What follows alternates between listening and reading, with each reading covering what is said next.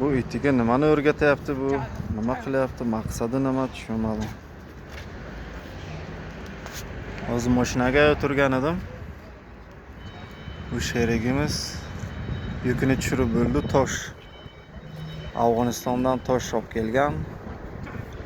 Jarkenga, Qozog'istonga qo'ygan, shofer ketgan. Dalshi o'sha ishlash maqsadi bo'lmagan, ketgan.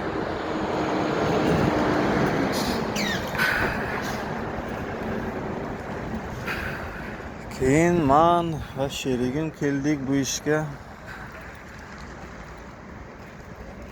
Mana hozir Xitoy territoriyasiga kirib keldik, yuklarni tushiryapti. İçiga 24 tonna yuk tosh. Hozir ko'rsataman qanaqa toshligini. Mashina Qozog'istonniki, tandem, parovoz. Ular dasmotor qilib bo'ldi, hammasini endi pustoy videoga olyapti. Xitoy territoriyasidamiz, neytralkasida. U yerda borib dokumentlarni qildik zdaniyaga. Hozir yukni ko'rsataman. Bu yerda sklad.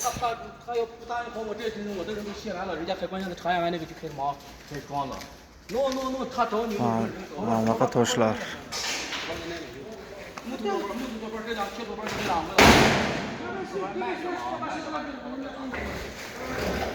Men bitta narsaga tushunmayapman-da, u tosh nima qiladi bu toshlarni? Afg'onistondan olib kelib, o'zlariga yo'q ekanmi tosh Xitoyda? Bu ham boshqacha toshga o'xshayapti. Sherigim deydiki, sherigim Jizzaxlik Farruh, ismi yaxshi bo'la. Bu deydi, toshlarning ichiga tillo bo'lishi ham mumkin deyishyapti-da. Shunaqa bo'lishi ham mumkinmi? Bu zavodiga qaysi bir zavodiga olib boradi-yu, maydalab ichidan tillosini olish maqsadiga olib kelishi ham mumkin.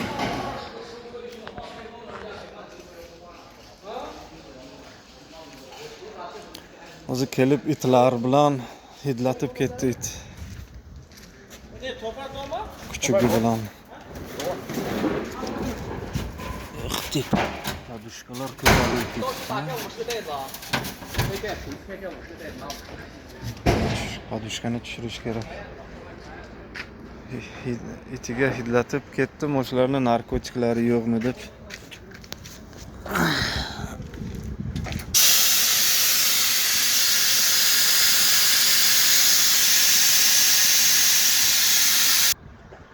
Bu iti kuchuklari ikkita ekan.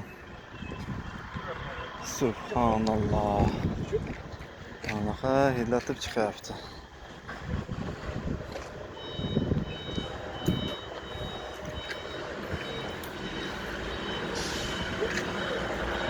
Xullas, toshni olib kelgan maqsad qaysi bir zavodiga olib boradi-yu, menimcha, bu meni o'zimning fikrim, shaxsiy fikrim. Toshlarni maydalab ichidan tillo chiqsa ishlatadi.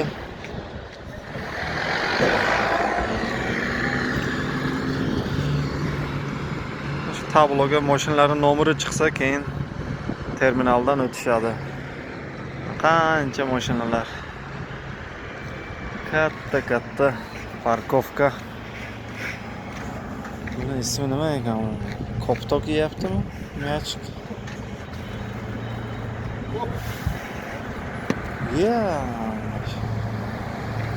Yomon ekan, zo'r ekan. Ovcharka. Ovcharka itlar zo'rda.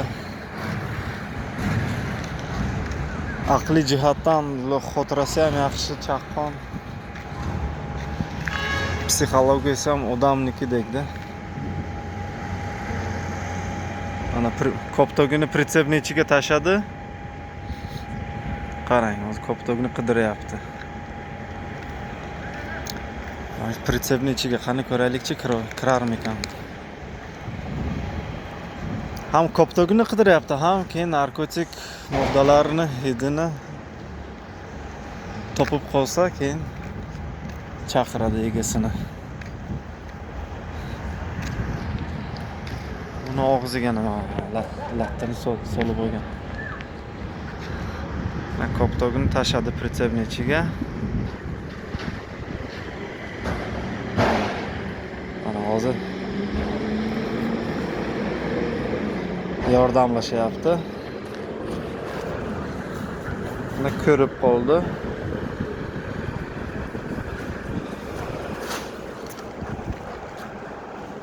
O'ylam yaxshi ekan, odamga tashlamaydi.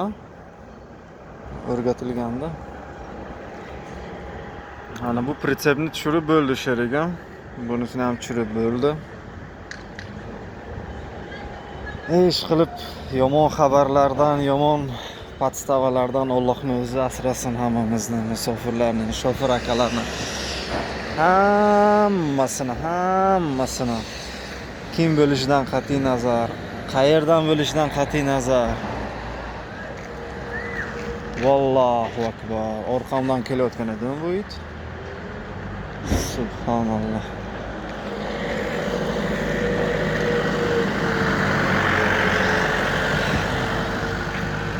Nima demoqchi edim?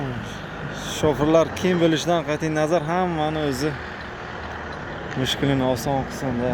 Aytib bo'lmaydi, birontasi pastava qilishi mumkin. Shofirchilik ham oson emas. Ayniqsa ana shu yangi. Здравствуйте, а? Пакет нету. Вам пакет нужен? Нету у меня.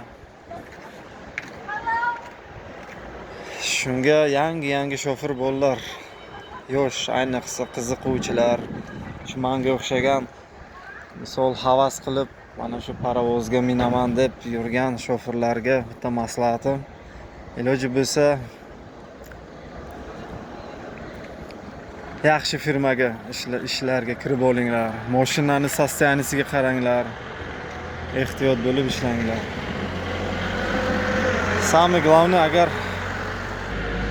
Самое главное o'zingiz agar halol bo'lsangiz, har doim yo'lingiz ochiq bo'ladi. Iloji bo'lsa solyarka bir xillar sotadi, mashina solyarkasini sotadi. Yaxshi ballonlar bo'lsa sotib, ballonlarni sotadi. Bir xil shofirlar o'zim boshimdan o'tgan, ko'rganda, ko'zim bilan ko'rgan edim. Yordamchi bo'lib bittasini oldiga o'tirgan edim. Bir 3-4 kishi qozog'ga kelayotgan edik.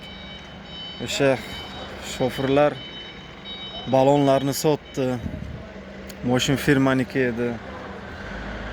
Sotib puliga faqat aroqxo'rlik, maishatbozlik qilib, ne za что yaxshi emas-da bu. Har bir narsani o'z vaqti kelsa savol-javobi bor.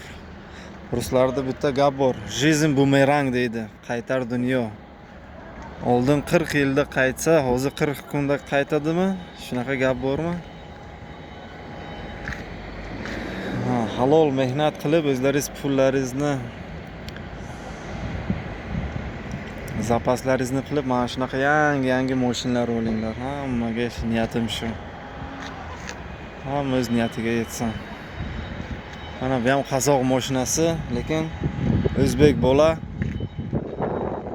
qandaydir o'zini tutishi bizlarga yoqmayapti. Men sherigim Jizzaxdan yana bitta sherigimiz bor, Toshkentlik u kishi, yoshlari katta, 60 atrofiga, Dядя Slavik deymiz, rus odam. Shu Sovet paytiga kelib Moskva, O'zbekistonga yashab tug'ilib, o'sha yerga katta bo'lgan. Xullas shunaqa gaplar. Halollik har doim yaxshi natijalarga olib keladi.